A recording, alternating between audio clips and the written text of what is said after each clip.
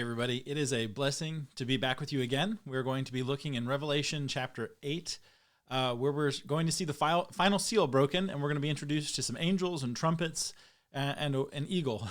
And so we're just gonna kind of dive into the text and look at what we've got in front of us. There's a lot of allusions back, especially to some Exodus imagery. And so if you're familiar with the story of when God delivered the people of Israel out of bondage to Egypt and brought them out with signs and wonders and carried them across the Red Sea or through the Red Sea and brought them to Mount Sinai and made them into the people of God, a lot of those same things are going to show up in our text tonight as we start looking at the seven trumpets with the seven angels at the breaking of the seventh seal. So let's dive into the text. We're going to do what we did last time. We're going to read through it, and then we'll go through it and look at what it is that we're being shown. So in Revelation chapter 8, it says, "When the Lamb opened the seventh seal, there was silence in heaven for about half an hour. Then I saw the seven angels who stand before God, and seven trumpets were given to them.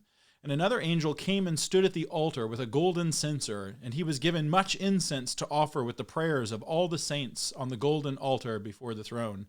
And the smoke of the incense, with the prayers of the saints, rose before God from the hand of the angel. Then the angel took the censer and filled it with fire from the altar and threw it on the earth. And there were peals of thunder, rumblings, flashes of lightning, and an earthquake. Now the seven angels who held the seven trumpets prepared to blow them.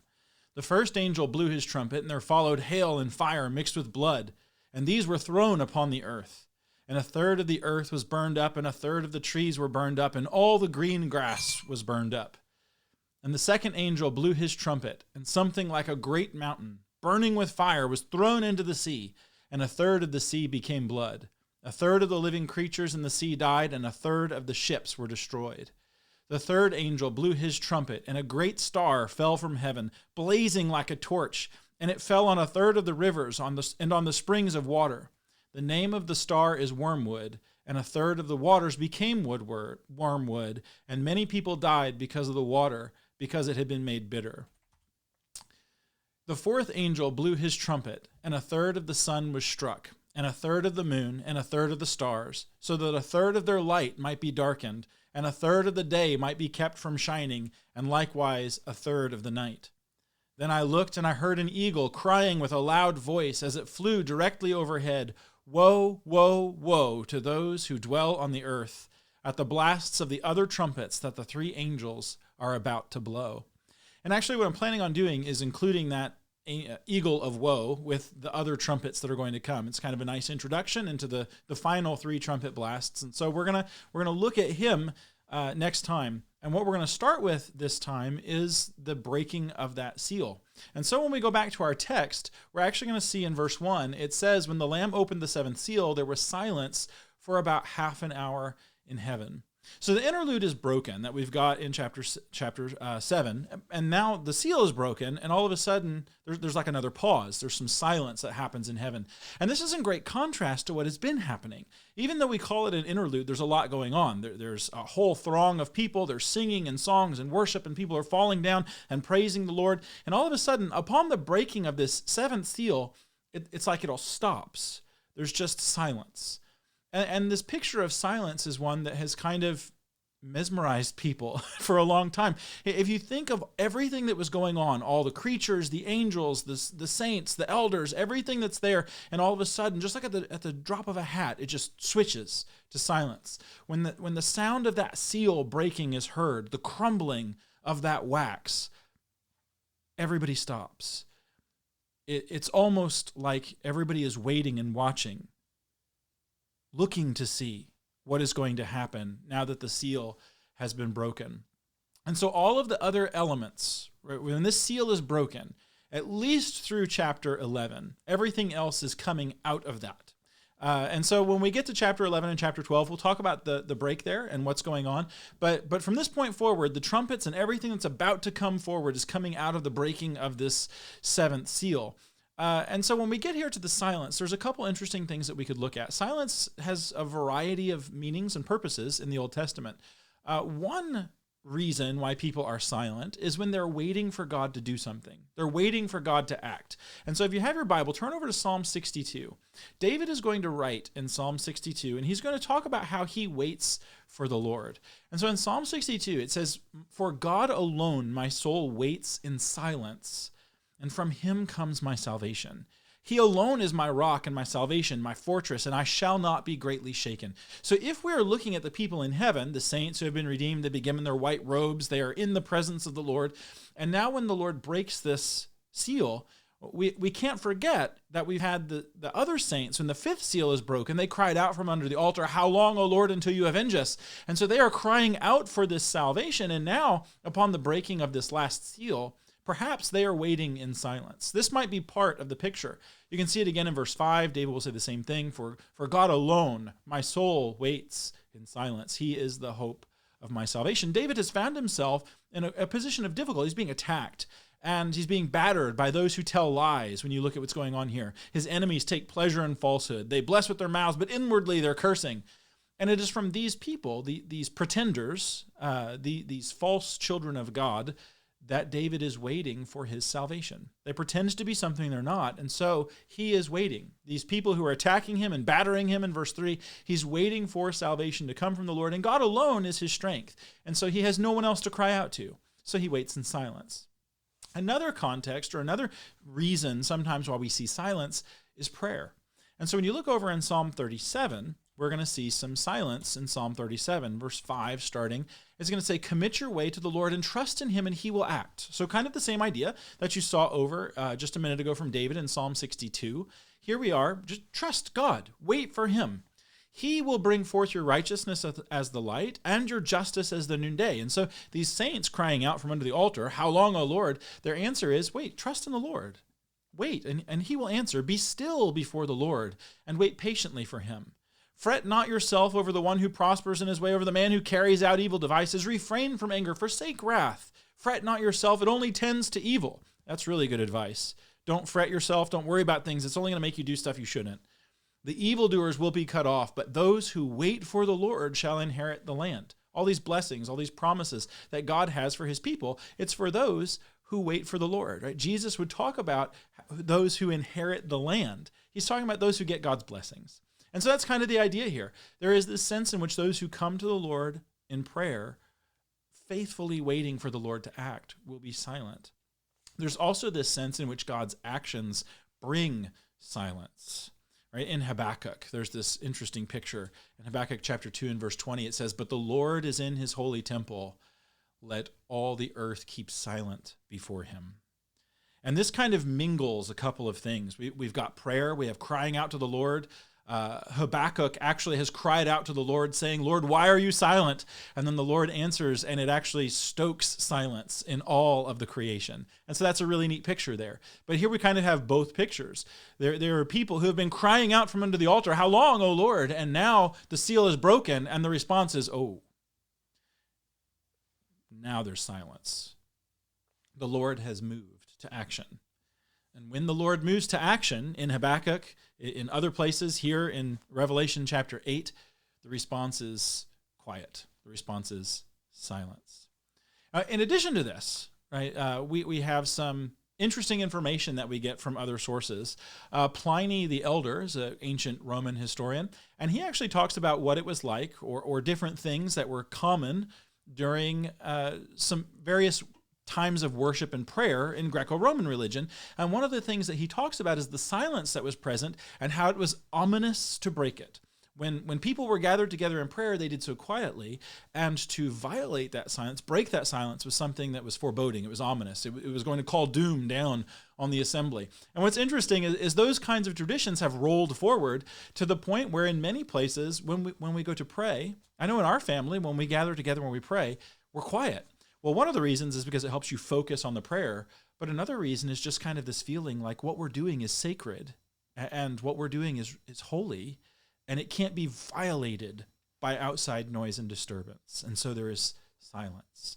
We also have some other quotes. There's a quote actually from Homer in the Iliad, and he actually will say, "Bring water for our hands," to wash our hands, "and bid all keep holy silence, that we may make prayer to Zeus, son of Kronos, if he will have compassion upon us. And so in his play there, in his poem, his epic poem, we've got, again, this silence associated with prayer. And so whether you were Jewish or whether you were Greek or Roman, you associated prayer and the communion with the divine with this silence, right? This holy silence.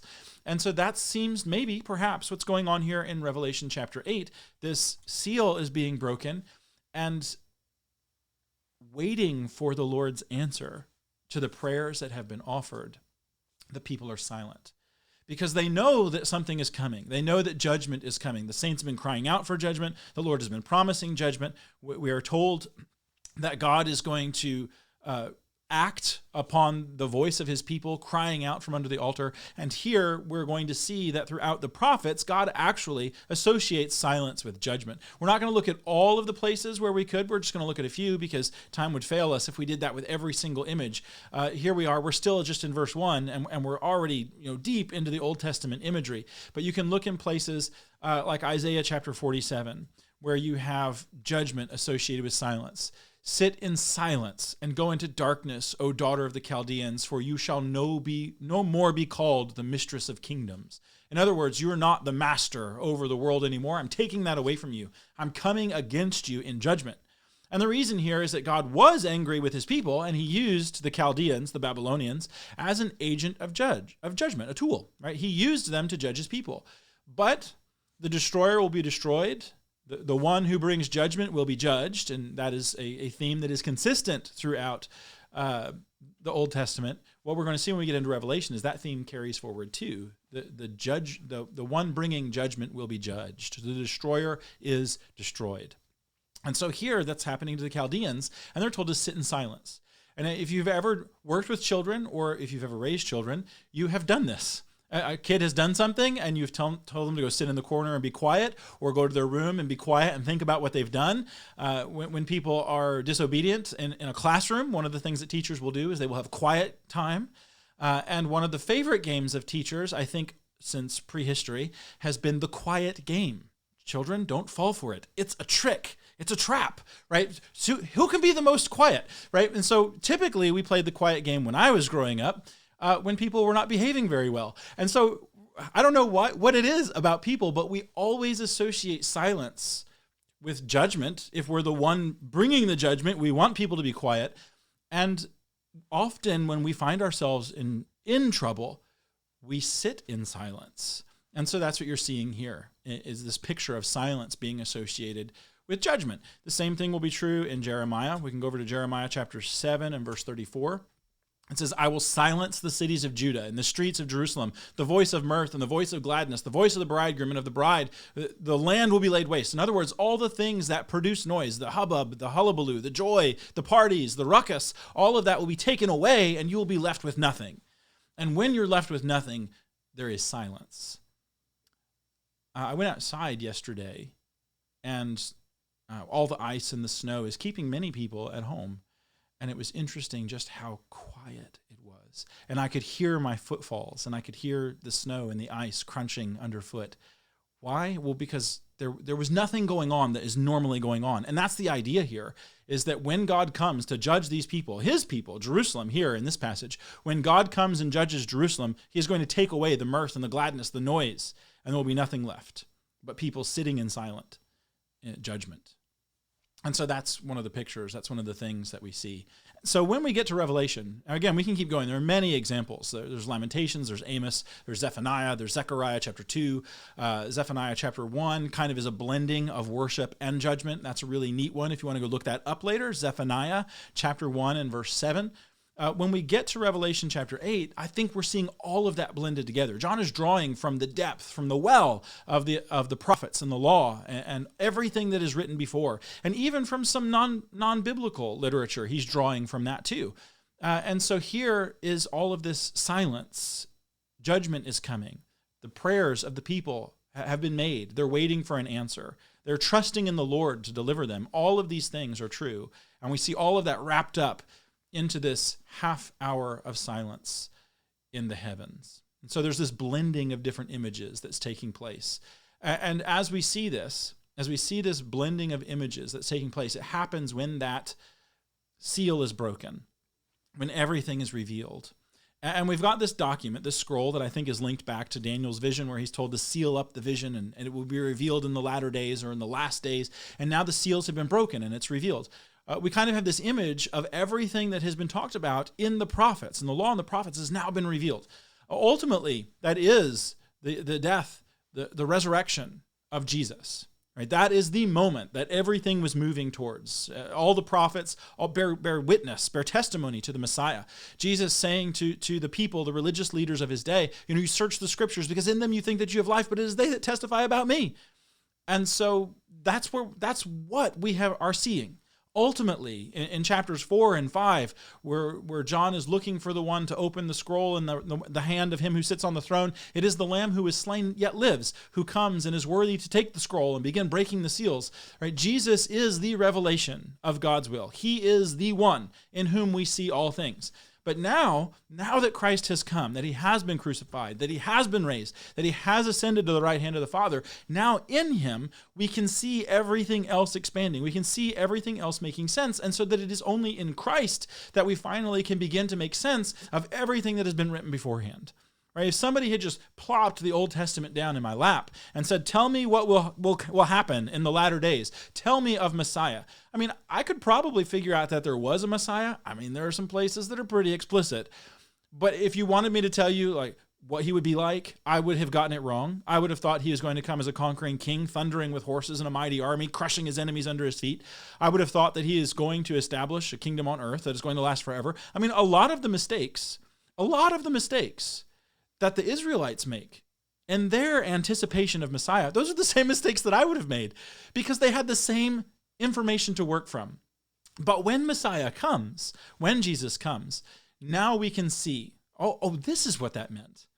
And so it's like that saying that we have, where hindsight is 20/20. Now that Messiah has come, we can see what these things mean. Now it makes sense. Now I understand.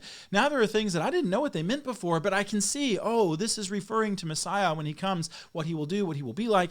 And now Jesus comes and he brings everything into focus. Like the Apostle Paul will say over in 2 Corinthians chapter 1, that all of God's promises find their yes in him, in Jesus. Jesus is the promise.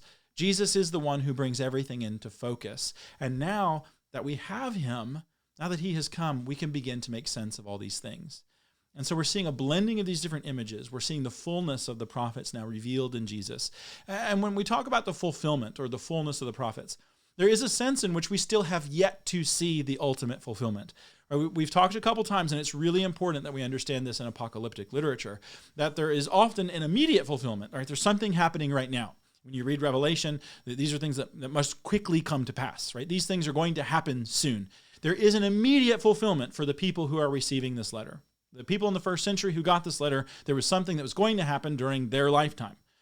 But there is also a forward-looking element in which this story can be replayed again and again throughout history until finally you reach the ultimate and final fulfillment. The ultimate and final fulfillment is the last day of last days, right? It is the day where we all stand before the Lord. The sheep are parted from the goats. We will hear, well done, good and faithful servant. Enter into the joy of your master. Or we will hear, depart, I never knew you, into the outer darkness where there's weeping and gnashing of teeth. We'll hear one of those two things, right? That last day is coming. That is the ultimate fulfillment of all that is written. But there is also the immediate fulfillment.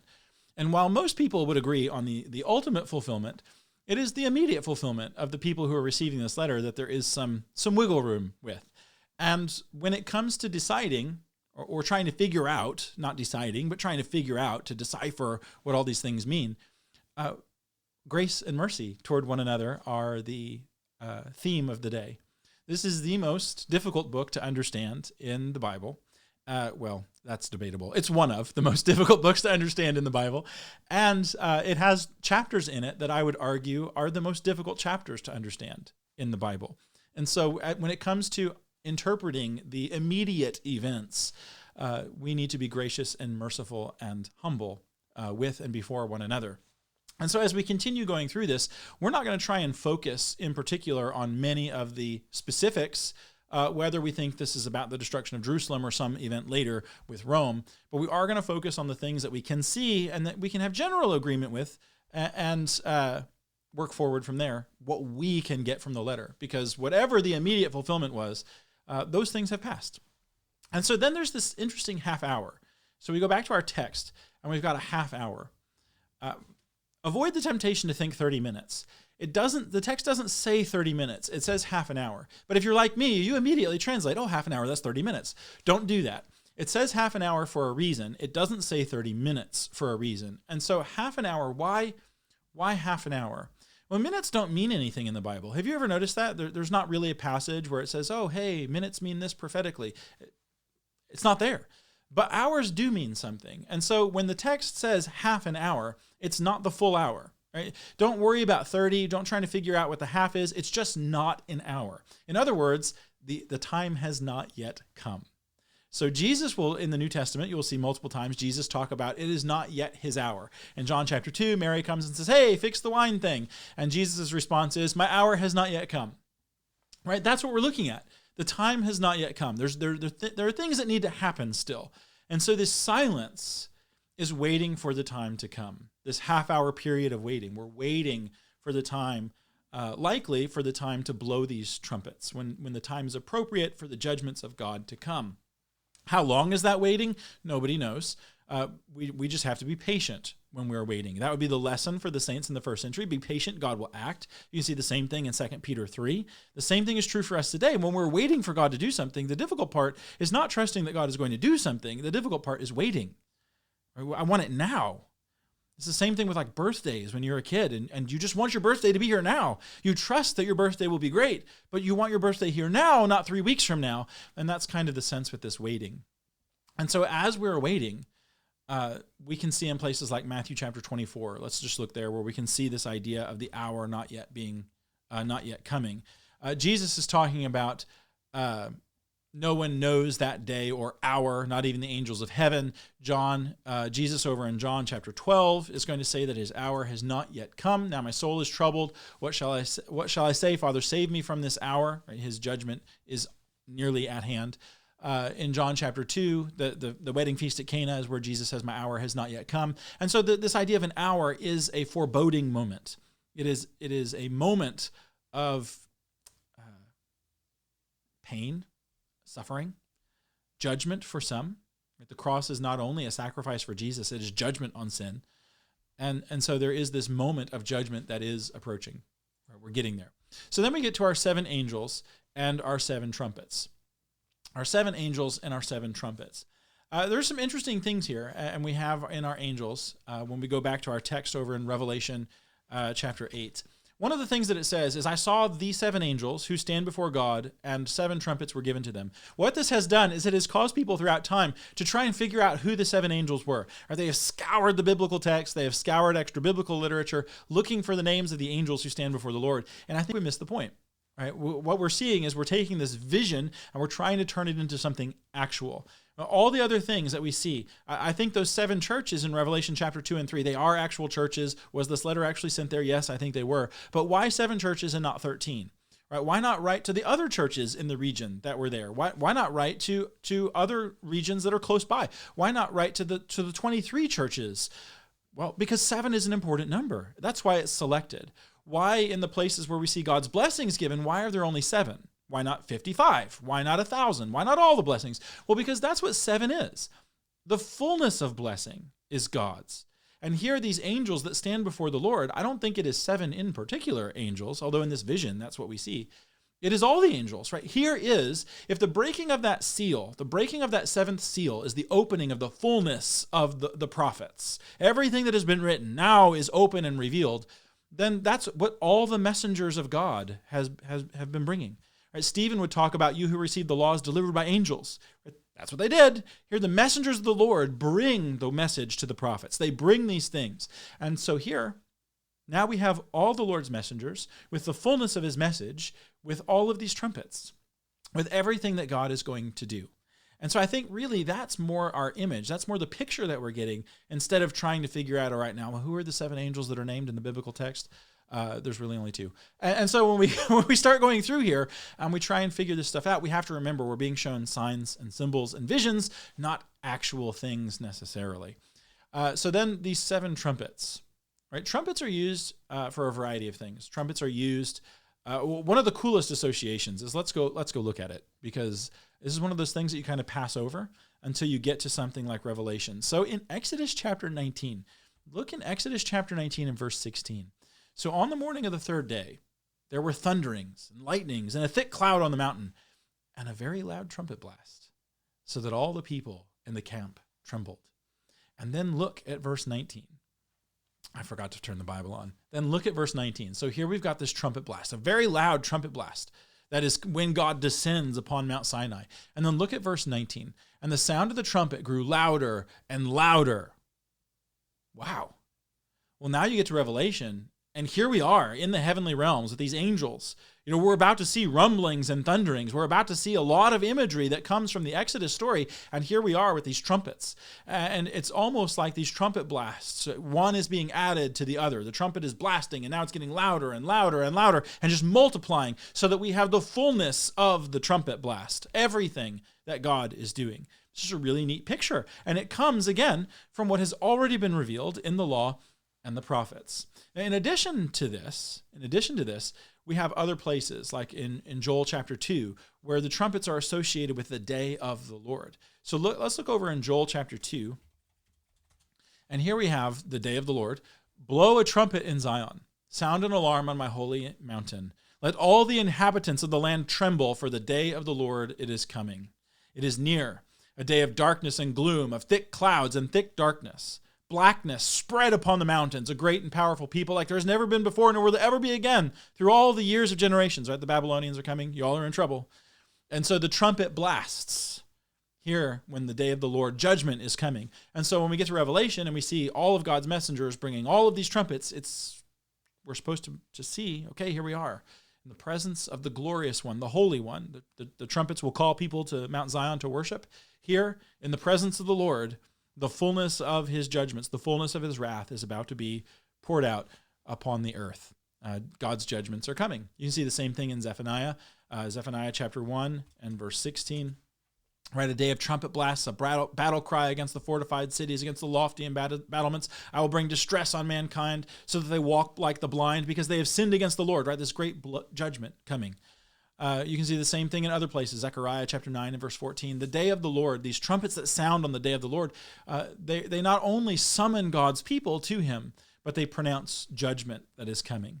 Right? On a day of battle, trumpet blasts will call reinforcements and also instill fear in the enemy. And that's kind of what we see here. There is a judgment coming, and it is the fullness of divine judgment. It is everything.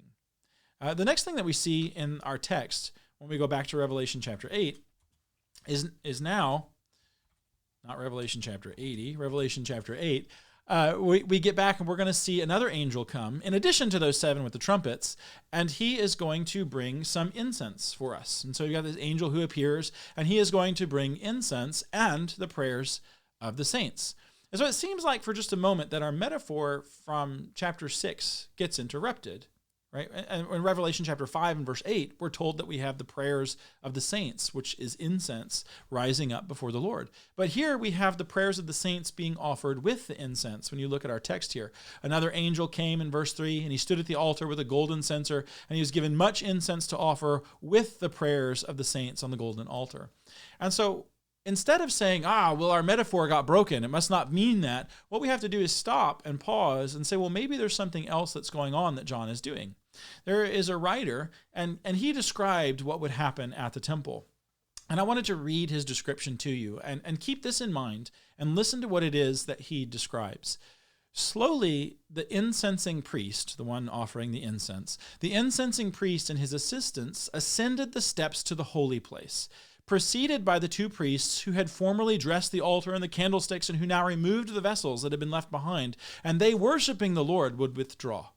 Next, one of the assistants reverently spread the coals on the golden altar, and the other arranging the incense. And then the chief officiating priest was left alone within the holy place. And so if you remember with the birth of John the Baptist, his father, Zechariah, goes in to offer incense. And so he would do, this is the process for doing that. And so he goes in to offer the burning of the incense, to await the signal of the president before doing so. It was probably while thus the expectant angel Gabriel appeared to Zechariah. As the president gave the word of command, which marked the time of incense, the whole multitude of the people without withdrew from the inner court, and they fell down before the Lord, spreading their hands in silent prayer. There's our silence again. It is this most solemn period when throughout the vast temple buildings that deep silence rested upon the worshiping multitude, while within the sanctuary itself the priest laid incense on the golden altar, and the cloud of odors rose up before the Lord, which serves as the image of the heavenly things. And so here what we have is a description of what would happen in the holy place when the priest would go in and offer incense on the altar. And so what we have here is the saints without the holy place praying, their prayers ascending with the incense that the priest has come and placed upon the altar. This is temple, right? This is the temple. And so here what we're seeing is now the temple of God in heaven. It is what happens on earth is what is happening in heaven. And so now the temple imagery is going to be used to invoke the wrath of God. And actually what we're going to find is that there are some interesting things that happen here, some interesting reversals. We've got some striking reversals that are going to happen. We have some very vivid imagery where there are peals of thunder and flashes of lightning, and there's an earthquake. You can see it here. The angel is going to throw these things down in verse 5. The angel takes the center, and filled with fire from the altar, he throws it down on the earth. Peals of thunder, rumblings, flashes of lightning, and earthquake. So not only do we have this, but there is something that is very ironic. That if this is God's wrath being thrown down upon the nation of Israel, it is very ironic because there are 4 very powerful reversals that show up in our text. There are 4 things that change course. And we're going to see this in a couple of the various judgments that come with the blowing of the trumpet. The first reversal is that the fire that comes down out of heaven to consume the burnt offering is now going to be the fire that comes down to consume the nation of Israel. This is the same fire that would be used to destroy the surrounding nations. When Israel went into the promised land and they were to offer the city of Jericho as a whole burnt offering, it was the fire that the Lord lit, the fire from the altar of burnt offering that was going to be used to light that fire. You can see that in Leviticus chapter 9 and verse 24, the fire comes down from heaven. That is the fire that will be used. So now, this fire that used to consume, the first is that now we have this fire from heaven now consuming the people. The second is that they have become the nations. The nations that were used, that were offered as a burnt offering, now Israel would be offered as the burnt offering.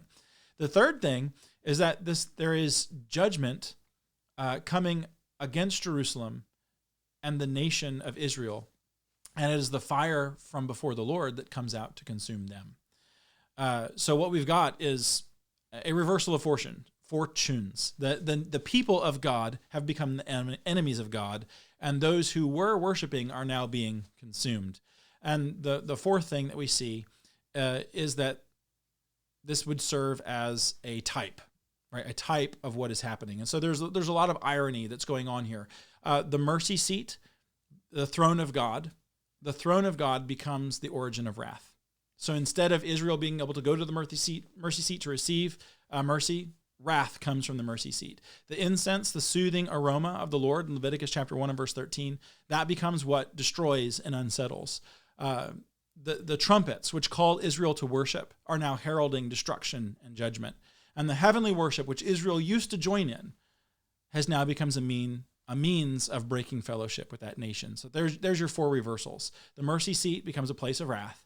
The incense, the soothing aroma, becomes an aroma of destruction. You can see that like over in 2 Corinthians chapter 2, where the Apostle Paul talks about how it is an aroma of life and death. The trumpets that called Israel to worship, the third thing, the trumpets that called Israel to worship now are a herald of destruction and judgment. And the fourth thing is that the heavenly worship that Israel used to be involved in is now a picture of their broken fellowship. And so this is going to be true no matter who is the enemy of God. All of these things will be true. And so let's get into the trumpets. Let's get into the trumpets that we're seeing coming. The trumpets are announcing coming judgment. And there's going to be some correlations with the various things that we see in Egypt, the different plagues that come down upon Egypt. Now we're going to see those things coming with each trumpet blast. There's going to be something that kind of correlates or harkens back to one of the plagues that fell upon the Egyptians. And this is important, because with the plagues in Egypt, there was a distinction made, with not every single one, but with the plagues, the point was to make a distinction between the true God and the false gods, and between the people of God and the foreign nations. And so that's the distinction that we see. There's also something interesting in that the plagues were not really intended to convert Pharaoh. Right? There was the option there. There was the chance that Pharaoh would be converted and all of Egypt would come over to the people. I mean, he could have done that at any time. But God will actually say, I raised you up so I could get glory over you. Right? The purpose of these plagues was for God's power and glory to be shown and to be exalted over the Pharaoh of Egypt, the most powerful nation of the world. Here, God is showing that he is more powerful than all of Pharaoh's gods, all of Pharaoh's chariots, all of Pharaoh's horses. God is the most powerful. And so here, as these judgments are coming, right, we have waited. The hour has now come. These signs are no longer to convert. Right? These are not miracles and signs and wonders, confirming the word as it goes out, like you see at the end of Mark chapter 16 or in other places. That's not what's happening anymore. This is no longer to confirm. These are to punish. Right? These are judgments that are falling down upon the people. And there might be people who realize, oh, we've messed up. We'll turn to the Lord. Right? That might happen. Just like there are Egyptians that come out of Egypt with the Israelites. But the purpose of these is not to convert. The purpose of these is to destroy. On the last day, when we all stand before the Lord, there won't be a single person who no longer believes. Right? That is kind of the moment of reckoning where some people will go, oh, finally, and other people will go, oh, no. But everybody believes.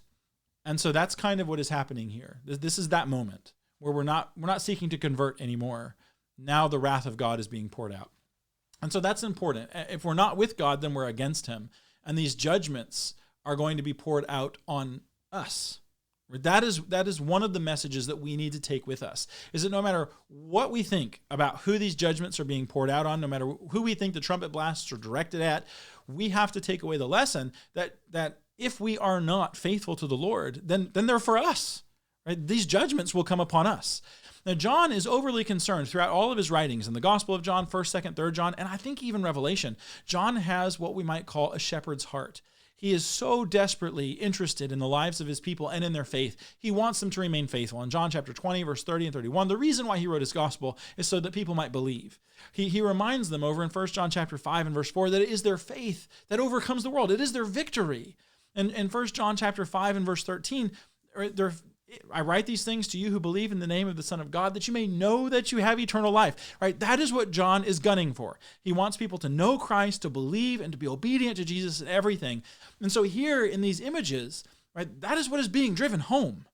Right? People who do not have faith, people who are not obedient, these are the things that are coming. Don't be the recipient of the trumpets. Don't be the one who is on the receiving end of God's judgment. And so if nothing else, these trumpet blasts remind us how important it is not to be separated from God. Pharaoh didn't know the Lord, and those plagues fell upon him. For those who refuse to know the Lord, and that's the thing, right? Moses came and told Pharaoh in Exodus chapter 5, hey, let us go worship God. And Pharaoh's response is, why should I listen to you? I don't know that God. He could have, but he refused. Those who refuse to know the Lord, this is eventually what's going to happen. We don't want that to be us. And so the first trumpet, over in verse 7. So let's look over at our text, Revelation chapter 8 and verse 7. The angels have prepared, and now we're getting it. The first angel blows his trumpet. There followed hail and fire mixed with blood, and these were thrown upon the earth, and a third of the earth is burned up. A third of the trees are burned up, and all the green grass is burned up.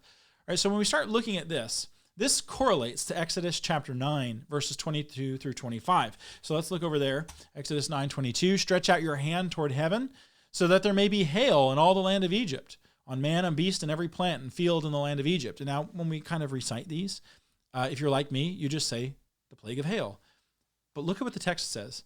Then Moses stretched out his staff toward heaven, and the Lord sent thunder and hail, and fire ran down to the earth. And the Lord rained hail upon the land of Egypt, and there was hail and fire flashing continually in the midst of the hail, a very heavy hail, such as had never been in all the land of Egypt since it became a nation. And the hail struck down everything that was in the field. And so all of these things that we've just talked about, hail and fire flashing, all of this stuff, right? This is what we have seen. And again, here in verse 26, there's our distinction. Only in the land of Goshen, where the people of Israel were, was there no hail. And so that's kind of what we're seeing. We've got this moment, this instance where judgment is coming. And so when we go back to Revelation chapter 8 and verse 7, that's what we see. Fire, hail, being thrown down on the earth. And then there are these thirds that are being burned up. So we've got fire, hail mixed with blood, three things. And a third of the trees is being burned up. a third of the earth is being burned up. Obviously not literally, or not actually, right? Not a third of the earth is consumed by fire. Not a third of all the trees are burned up. But there's some kind of figure going here. Well, a third isn't everything. And so this is just a partial judgment. Kind of like God doesn't start off with the death of the firstborn. He kind of builds up to it. And so that may be what we're seeing here, is that there's this build up to an ultimate final judgment that is coming. And all during this time, right, these are judgments, but all during this time, people could convert. They could come to the Lord. And if we aren't with God, we're against God. And so what we're seeing here is, as these things are being poured out, these are judgments that are coming upon those who are not the Lord's people. Now, when you get over to the green grass, what does it mean with the green grass being burned up? Well, I think we kind of get our answer over in Revelation chapter 9 and verse 4, where the green grass is juxtaposed with those who have a seal, right? Who do not have a seal. So don't burn up the green grass or any plant or tree, but only burn up those who don't have the seal of God on their forehead. So that would make me think that the green grass there are the people of God. Now, whether it is referring to the people of Israel who are no longer the people of God, or whether it's referring to the saints, which would include Israelites also, I don't know. Right? We're not going to get in. We're trying not to get too much into those types of specific things where we wind up going down into the rabbit hole of history, trying to associate every single event with something. I don't know that we're supposed to do that necessarily. But what it would show us is that God's people are not immune. Right? Bad things happen when judgments come. We're not immune either. And so we should not expect that when you become a Christian that your life is going to be perfect. Oh, well, now that I'm a believer, I'll never get sick. I'll never have anything bad happen to me. No, that's not our hope. Our hope is that in spite of those bad things, that we have something to look forward to. Right? If you're an unbeliever and something awful happens in your life, what do you have to look forward to? Nothing. But as a believer, as a Christian, you have something that surpasses no matter everything in this life, something that transcends all suffering. And it is that which allows us to endure. Right? There is nothing that comes in this life which should take us away from the Lord's hand, because we're not looking for things in this life. We're looking for what comes after. We're looking for the redemption of our bodies. Right? That's what we're seeking. We're not seeking a good life now. We're seeking a good life after the last day of the Lord. That's what we want. And so it could be that. Whatever it is, this judgment is not complete, but it harkens back to that moment in Exodus where the hail falls down upon the earth. Then that gets us to our second trumpet, which is going to be Revelation chapter 8, verses 8 through 9. And so we'll flip over to our text again and look there. The second angel blew his trumpet, and something like a great mountain, burning with fire, was thrown into the sea, and a third of the sea became blood, and a third of the living creatures in the sea died, and a third of the ships were destroyed. Again, something not complete. A third of the sea, a third of the ships, a third of the living creatures. This actually is going to harken back to a couple different things. The first would be the Nile. Right, the sea turning into blood, the water here turning into blood, would be the Nile over in Exodus chapter 7. And I think the next trumpet is going to look back to that too, and to a couple other pictures. And so what you've got here is really an amalgam of pictures from the Old Testament prophets, and it gets a little confusing. You have a great mountain. Mountains are often kingdoms. Babylon, the prophets will talk about Babylon and how Babylon is going to become a burned out mountain, the prophet Jeremiah will tell us, or Ezekiel will tell us. And so here we've got this mountain that has been lit on fire, and it is being thrown into the sea. Right? Well, that's what we were told would happen to Babylon. Babylon would be lit on fire and thrown into the sea. It's in Jeremiah chapter 51, verses 25 and verse 42. It's a burned out mountain thrown into the sea. Well, whoever Babylon is, they're a lit mountain thrown into the sea. Often the sea are the nations. And I think we can also see in the prophets in Exodus chapter 15 and verse 17. Let's look at this. Exodus 15 and verse 17. You will plant them on your own mountain. Right? This is the mountain of the Lord, which you have made for your abode, the sanctuary of the Lord, which you have established. And so here we have this mountain of the Lord, which is the nation of Israel. And God now, perhaps, if this is judgment coming upon the people of Israel, God is telling us that they are the mountain lit on fire. Right? Judgment has fallen on them. The incense, the fire from heaven has fallen on this mountain. They are the burned out mountain that was Babylon, and they are now being cast out into the nations. They are going to be destroyed. Rome is going to come in 70 AD and just utterly destroy Jerusalem. And so that picture fits. The striking thing, sad thing, is that the people of God have become Babylon. They have turned into the other nations. And we see that throughout the Old Testament. They want a king like the other nations. They want altars like the other nations. They want to worship like the other people. They want to live like the other people. They have become the other people. And so now God does to them what he does to the other people. And what I think we're going to see, I'll just kind of give you a spoiler. What I think we kind of see is there is this judgment that comes upon the people Israel. And God uses Rome to do that. But then, like Babylon, the destroyer is destroyed. I think part of the book of Revelation looks at the destruction of Jerusalem, and I think part of the book of Revelation looks at the destruction of the destroyer. And so I think that's where we're going. And that's kind of the undergirding for all the things that I see in the book. Regardless of how you see the particulars, the message of judgment is the same. If you make yourself an enemy of the Lord, it doesn't matter if you used to be the Lord's person. If you make yourself an enemy, then you'll become a burned out mountain cast into the sea, and you'll be given to judgment. But again, we're still not completely judged yet. We're still not dealing with everything yet. It's going to get us to the third trumpet, which is over in Revelation chapter 8, verse 10. The third angel blew his trumpet, and a great star fell from heaven, blazing like a torch, and it fell on a third of the rivers and of the springs of water. Again, not everything. The name of the star is Wormwood, and a third of the waters became wormwood, and many people died from the water because it had been made bitter. And so now we've kind of worked through some things, and we don't have time to go through all of the different images, but often stars are associated with angelic beings who in turn are associated with kings and kingdoms. And so it's very likely that what you're seeing is either an angelic being cast down, like you'll see dealing with Babylon, right? In Isaiah chapter 14, verses 12 through 15, there's this morning star that is thrown down, and then the king of Babylon is cast down with him. And so this angel, this angelic being over Babylon is being cast down. Perhaps that's what's being referred to here. And again, that would then make Israel Babylon, and they're receiving the judgment that you see over in Isaiah chapter 14. There's also this idea of the wormwood is a plant that turns things bitter. Right? And if you put it in water, over time, it would become poisonous, but it's so bitter, you didn't really want to drink it. It's disgusting. It is the undoing of Mara. So look over in Exodus chapter 15 and verse 25. Exodus chapter 15 and verse 25. Again, we've got all this Exodus imagery. What shall we drink? And he cried to the Lord, and the Lord showed him a log, and he threw it in the water, and the water became sweet. And so now we've got this giant piece of wood in Revelation that gets thrown into the water, and the water becomes bitter. Right? The Lord blessed the people Israel by throwing wood into water, and now the Lord curses the people by throwing wood into the water. And so God is taking away all of their blessings. They were his people, now they're not. And so again, the message for us is that if we take advantage of the blessings, and I don't mean that we use the blessings, I mean if we take advantage, if we suppose upon the blessings that the Lord has given us, then they will be taken away and they'll be turned into curses. Right? You'll get the opposite of what the Lord has done. And so here the Lord has redeemed his people, provided for them, but then he turns around and he takes away because they were faithless. And I think that's what we're seeing with this star wormwood that falls down.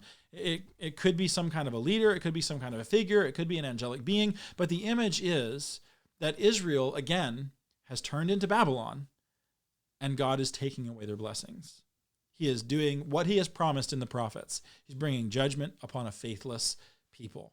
That gets us to the fourth trumpet. The fourth trumpet blows in verse 12, and a third of the sun was struck, a third of the moon, a third of the stars, so the third of their light might be darkened. And so now we've got lights darkened, the sun, the stars. In fact, even the darkness gets darkened. That's an interesting picture. How does that happen? And so even the night, a third of the night is going to happen, probably referring to the stars of the night. And so when we come here, this fourth trumpet, what we've got often with things like the sun and the moon and the stars is they often correspond to rulers. Again, we still have Exodus imagery. This is Exodus chapter 10, verses 21 through 23, where God causes darkness to come upon Egypt. And so all of this is Exodus imagery. We've got mountains, we've got water, we have all these plagues that are happening. We have water being made sweet or bitter or vice versa. And so all of these things are coming straight out of the Exodus story. If you're an Israelite and if you are familiar with the law and the prophets, then you know these things. You know exactly what John is referring to. Again, the book of Revelation, this just shows us. The book of Revelation is not intended to hide things. It is intended to reveal them. That's why it's called Revelation. It's supposed to be showing you. Well, if it's hidden in some secret symbolic language, then what's the point of showing you if you can't figure it out? And so it's supposed to reveal stuff. And what is being revealed is judgment that is coming. And so here in this last trumpet that we're going to look at today, the fourth trumpet, rulers are being judged. And here's one where it deals with both. Right? I think there is tumult and there is craziness going on in the first century. Imagine if we, as a nation, had 4 presidents die within a year. Somebody is president and then they're assassinated. Another person becomes president and then they're assassinated. Another one becomes president and they commit suicide. A fourth one becomes president and finally, this one sticks around for a few years, but then they die eventually. Right? That would be chaos. Now imagine what would happen if at a local church, all of the elders were to die or to leave or to just go somewhere else. And then some more came and the same thing happened and more came and the same thing happened, right? That happens within Israel. And so when you get to the first century, there is all sorts of tumult and confusion over who is the leader and who isn't it and who's in charge, whether you're Greek or Roman or Jew or whatever, right? The world seems to be in chaos politically. And so here, when we get to what we're looking at, with all of this stuff that is happening, I think you can clearly see this playing out in the first century, or at least an image of this playing out when you get to just looking at Greco-Roman history and the history of the Jewish people, right? Ruler after ruler, this is what one author has written. Ruler after ruler, chieftain after chieftain of the Roman Empire and the Jewish nation was assassinated and ruined. Gaius, Claudius, Nero, Galba, Otho, Vitellius, all died by murder or suicide. Herod the Great, Herod Antipas, Herod Agrippa, most of the Herodian princes, together with not a few of the high priests of Jerusalem that either perished in disgrace, were killed, were exiled, or died by violent hands. All these were quenched suns and darkened stars. Yes, that's what you're seeing. Social unrest is a sign of God's judgment upon a people. When God brings judgment, there is social unrest. And in our country today, in the United States today, that is something that ought to give us pause. When you look around and you see all the social unrest, right, that is a sign, right? That is something that throughout time God has used as judgment upon a people. It should wake us up. We don't want to be enemies of the Lord. We want to be those who are on the Lord's side. And if we find ourselves in the middle of judgment coming upon a people, do not suppose that because you are faithful, nothing bad will happen. Right? Our faith does not give us good things now necessarily. I mean, there's lots of blessings that you have now, but we aren't looking for those things now. Those are like the hors d'oeuvres, right? The fullness, right? The main course with dessert first is coming, right? It is coming. That is what we're looking for, the redemption of our bodies. And in the midst of all these judgments that are coming, the thing that that should help these people to stay faithful, right? Maybe the purpose for the writing of this book is that, look, bad things are happening, but if you are faithful, even to the point of death, you receive the crown of life. And we today, that message resonates throughout history. When we look and we see bad things happening, no matter who you are, where you are, when you are, be faithful and you'll receive the crown of life. And ultimately, that seems to be the thought that undergirds almost all of John's writing. He wants people to be faithful. He wants us to remain faithful to Christ no matter what, so that we can know that we have eternal life. And in the middle of these trumpets, where these terrible things are coming, that's where we want to stay. We want that thought. We want to be centered on that thought, that so long as we are faithful, we have blessings untold. God bless you. Next week, we'll continue with our Eagle of Woe, and then we'll move into the final 3 trumpet blasts. God bless you all. I love you, and I'll see you next time.